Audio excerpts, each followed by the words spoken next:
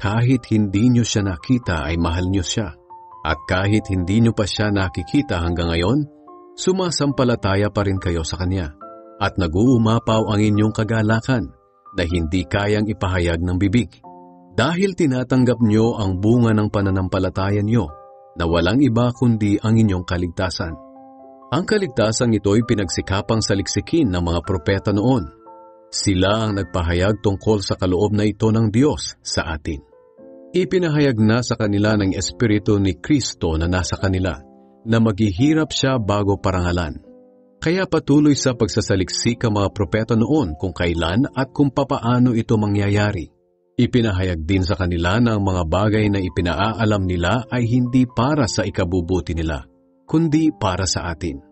At ngayon napakinggan nyo na sa mga nangangaral ng magandang balita ang mga ipinahayag nila.